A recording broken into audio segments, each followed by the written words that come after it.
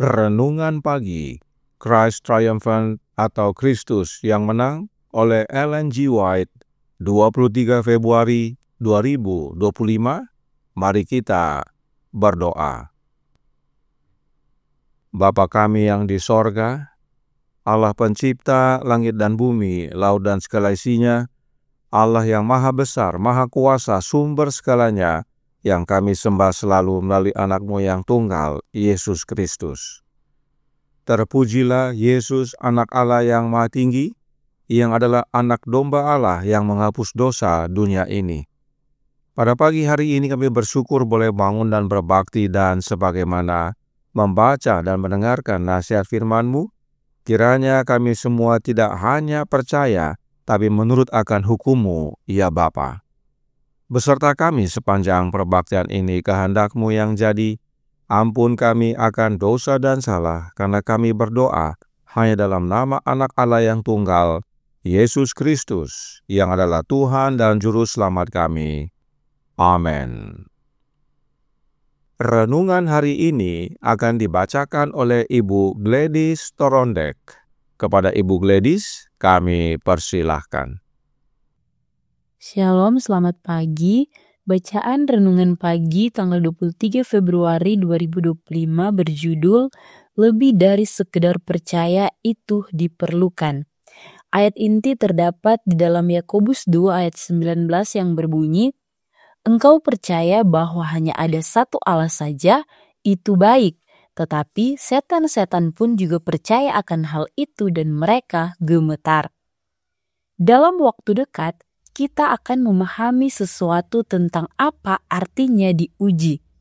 Akan ada hukum-hukum negara yang akan mengganggu penurutan kita pada hukum-hukum Allah. Dan kemudian ujian akan datang untuk menentukan di pihak mana kita berada, di pihak Allah atau di pihak mereka yang menentang Allah. Kita ingin setiap orang dari kita untuk bersiap menghadapi apa yang akan datang ke dunia kita. Anda tidak dapat, siapapun dari Anda, langsung terjun ke posisi untuk menghadapi ujian Allah. Dengan ketekunan dalam berbuat baik, Anda memperoleh unsur karakter yang akan memampukan Anda untuk menghadapi ujian pada akhirnya. Dengan bertekun dalam integritas jiwa hari demi hari dan dengan berseru kepada Allah, kita memperoleh kekuatan untuk menghadapi ujian. Akan ada banyak pengaruh yang akan menuntun kita untuk meremehkan tuntutan Allah. Namun, jika kita siap untuk bertemu dengan Anak Manusia ketika Ia datang di awan-awan di langit, kita harus bersiap untuk itu sekarang. Kita menginginkan iman yang hidup dan agama yang hidup. Kita ingin agar iman kita disempurnakan oleh perbuatan-perbuatan kita. Dan bagi mereka yang berseru, percaya saja, dan kamu akan diselamatkan. Kita ingin bertanya, apa yang harus kita percaya? Apa ujian iman untuk saat ini? Ada satu orang dalam perumpamaan yang diberikan Kristus kepada kita yang memohon agar seseorang dari antara orang mati dapat pergi kepada sanak saudaranya dan memperingatkan mereka agar mereka percaya. Namun Kristus berkata kepada mereka, ada pada mereka kesaksian Musa dan para nabi. Jika mereka tidak mendengarkan kesaksian Musa dan para nabi, mereka tidak juga akan mau diyakinkan, sekalipun oleh seorang yang bangkit dari antara orang mati. Kita membaca bahwa iblis percaya dan gemetar, tetapi iman itu tidak menyelamatkannya. Kita menginginkan iman yang memiliki dasar Alkitab untuk itu. Iman yang memahami Juru Selamat yang hidup dan Allah yang hidup. Hanya darah Kristus yang dapat membersihkan orang berdosa dari setiap noda dosa. Jika mereka mengakui hukum itu akan menunjukkan kepada mereka di dunia lama apa itu dosa, dan mereka tidak akan berani berbuat dosa. Allah sedang mengumpulkan dan mengikat mereka yang mengasihi dan melayaninya. Dan orang-orang jahat diikat dalam ikatan, siap untuk api di hari terakhir. Itu sepenuhnya tergantung pada kita, ikatan mana yang akan kita masuki. Apakah kita akan bersama gandum yang baik atau diikat dalam ikatan untuk api di hari terakhir. Hadiah kekal akan diberikan kepada mereka yang setia dan menurut kepada Allah. Terima kasih atas penata layanan Ibu Gladys. Tuhan Yesus memberkati. Selamat pagi saudaraku dalam Tuhan. Doktrin percaya saja adalah ajaran yang salah. Roh Nubuat berkata dalam The Review and Herald tanggal 13 Agustus tahun 1889 paragraf 15. Doktrin pembenaran oleh iman telah dilupakan oleh banyak orang yang mengaku percaya pada pekabaran malaikat ketiga. Umat kudus telah bertindak sangat ekstrim dalam hal ini. Dengan semangat yang besar mereka telah mengajarkan hanya percaya dalam Kristus dan Anda akan diselamatkan, tetapi tidak perlu menuruti hukum Allah. Ini bukanlah ajaran firman Allah. Tidak ada dasar bagi iman seperti itu. Ini bukanlah kebenaran yang telah diberikan Allah kepada umat-umatnya untuk masa ini. Doktrin ini menyesatkan jiwa-jiwa yang jujur. Dalam tulisan lainnya, Roh Nubuat berkata, The Review and Herald tanggal 26 Juni tahun 1900 paragraf 4. Ketika ahli Taurat itu datang kepada Kristus dan berkata, Guru, apa yang harus kuperbuat untuk memperoleh hidup yang kekal? Juru selamat tidak berkata, percayalah, percaya saja, dan engkau akan diselamatkan. Apa yang tertulis dalam hukum Taurat? Tanyanya. Apa yang kau baca di sana? Ahli Taurat itu menjawab, kasihilah Tuhan Allahmu dengan segenap hatimu, dan dengan segenap jiwamu, dan dengan segenap kekuatanmu, dan dengan segenap akal budimu, dan kasihilah sesamamu manusia seperti dirimu sendiri. Kristus berkata, jawabmu itu benar, perbuatlah demikian, maka engkau akan hidup. Artinya, tidak cukup hanya percaya, tetapi perlu ada buah-buah dari percaya, yaitu kasih. Mengasihi Tuhan yang adalah Allah kita dan mengasihi sesama. Dan inilah isi dari 10 hukum. Hukum pertama sampai ke-4 adalah kasih kepada Allah, dan hukum ke-5 sampai ke-10 adalah kasih akan sesama manusia. Jadi, tidak cukup hanya percaya, tetapi dalam percaya kita menghidupkan penurutan akan hukum Allah Bapa. Nah, apa bahayanya ajaran hanya percaya saja dan tidak perlu menurut hukum? Manuskrip 27 tahun 1886 paragraf 8 berkata, kekudusan berarti penurutan yang sempurna kepada hukum Allah. Engkau harus dan engkau tidak boleh.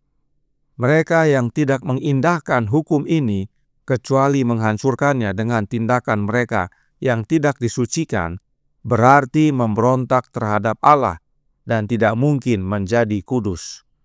Mereka tidak hanya melanggar hukum itu sendiri, tetapi melalui pelanggaran mereka mengajar orang lain untuk melanggarnya. Dan kecuali mereka bertobat, hukuman mereka akan berat.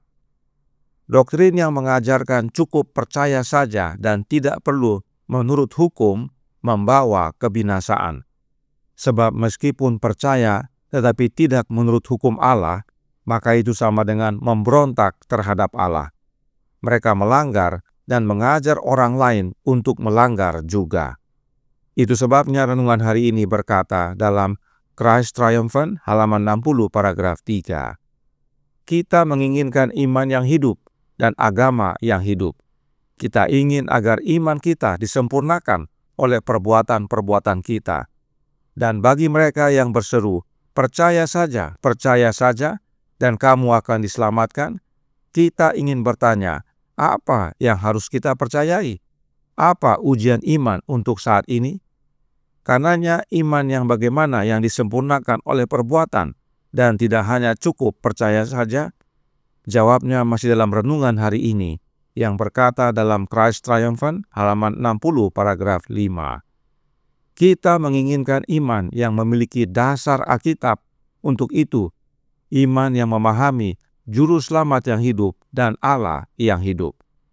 Apakah maksudnya iman yang memahami Juru Selamat yang hidup dan Allah yang hidup? Paulus menjawab dalam Kisah 20 ayat 21 yang berbunyi, "Aku senantiasa bersaksi kepada orang-orang Yahudi dan orang-orang Yunani, supaya mereka bertobat kepada Allah dan percaya kepada Tuhan kita, Yesus Kristus."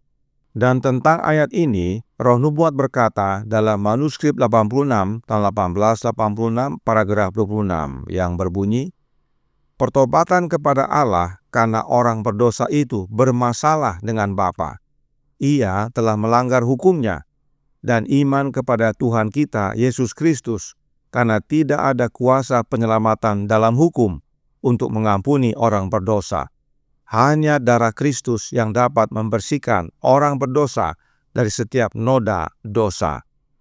Artinya, oleh hukum, yaitu hukumnya Bapa, dinyatakan kepada kita apa itu dosa. Tetapi hukum itu tidak dapat membersihkan dosa. Kita perlu darah Kristus untuk membersihkan noda dosa dari hidup kita, dan kemudian tidak akan berani lagi berbuat dosa. Inilah makna dari iman yang memahami Juru Selamat yang hidup dan Allah yang hidup. Percaya dan berbuah, yaitu buah-buah perbuatan yang menyempurnakan iman. Sebab ingat, setan saja percaya dan gemetar bahwa hanya ada satu Allah. Tetapi iman setan itu tidak menyelamatkan. Sebab iman setan tidak disertai perbuatan, yaitu penurutan akan hukum Allah. Karenanya ajaran yang menyatakan cukup percaya saja dan tidak perlu menurut hukum Allah berasal dari setan. Oleh sebab itu, renungan hari ini berkata dalam Christ Triumphant, halaman 60, paragraf 7. Hadiah kekal akan diberikan kepada mereka yang setia dan menurut kepada Allah. Apa artinya menurut kepada Allah? Menurut kepada hukum-hukumnya. Dan untuk menurut hukum Allah, kita perlu tinggal di dalam Yesus dan Yesus di dalam kita. Dan Yesus tinggal di dalam kita oleh iman. Efesus 3 ayat 17. Karenanya tidak cukup hanya percaya, tetapi percaya dan berbuah, yaitu buah-buah penurutan di dalam Yesus. Sebab Yesuslah yang mengerjakannya dalam hidup kita. Tuhan memberkati, saya bawa dalam nama Yesus. Amin. Mari kita berdoa.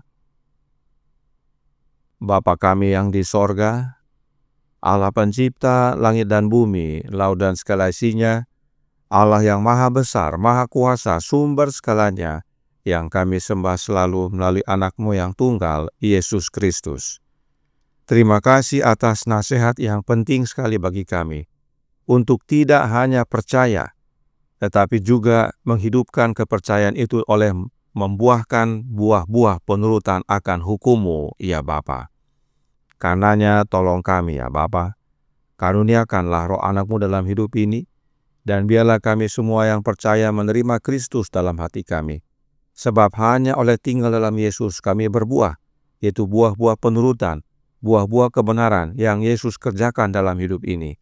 Dan itulah wujud daripada kepercayaan kami kepadamu, iman kami padamu, ya Bapa. Beserta kami sepanjang hari ini kehendak-Mu yang jadi, ampun kami akan dosa dan salah, karena kami berdoa hanya dalam nama Anak Allah yang tunggal, Yesus Kristus, yang adalah Tuhan dan Juru Selamat kami. Amin.